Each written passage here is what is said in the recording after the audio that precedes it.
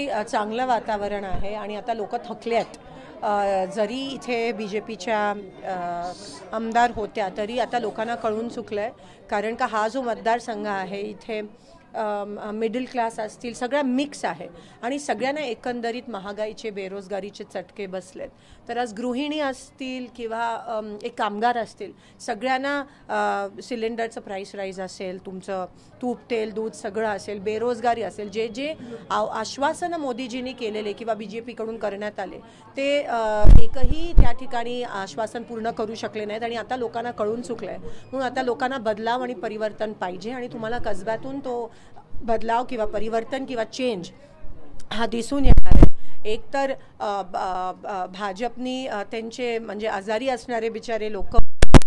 बाहेर काढले, म्हणजे ते म्हणतात ना, desperate times call for desperate measures, म्हणजे एवढं त्यांची डेस्परेट आहेत की एवढ्या लोकांना त्रास देत आहेत, मोठ्या मोठ्या दिग्गज नेत्यांना त्रास देत आहेत आणि म्हणून काँग्रेस ही नेहमीच तळागाळातल्या लोकांपर्यंत, आज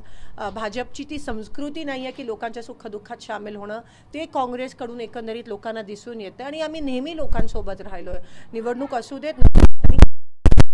प्रतिसाद बघून आज खूप बरं वाटतंय, कारण का मोदी सरकार आणि बीजेपीचे सर्वात जास्त चटका जर कोणाला बसला असेल तर तो महिलांना बसला आणि महिलांसाठी दीनदलित